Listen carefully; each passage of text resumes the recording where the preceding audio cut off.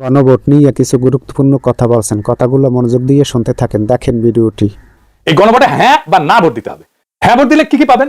আপনি 12টা জিনিস পাবেন। 12টা কিভাবে আগামী রাষ্ট্র চলবে সেটা ঠিক করতে পারবেন। কি কি সেটা একটা একটা করে বুঝে দেখি, শুনে মন দিয়া।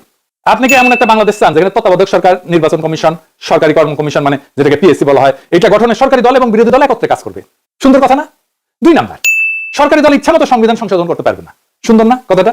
3 নাম্বার, সংবিধানের গুরুত্বপূর্ণ পরিবর্তনের ক্ষেত্রে গণভোটের বিধান চালু হবে। সুন্দর না? আমরা সবাই মিলে ভোট দিয়ে ঠিক করবো।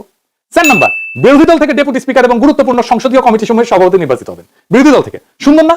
যত মেয়াদী হোক কেউ সর্বোচ্চ 10 বছরের বেশি প্রধানমন্ত্রী থাকতে পারবে না। সংসদের নারী প্রতিনিধিত্ব পর্যায়ক্রমে বাড়বে। ক্ষমতার ভারসাম্য প্রতিষ্ঠার জন্য পার্লামেন্টে একটা উচ্চ কক্ষ গঠিত হবে। দেশের বিচার ব্যবস্থা স্বাধীনভাবে কাজ করবে। সুন্দর কথা না? আপনার মৌলিক অধিকারের সংখ্যা বাড়বে।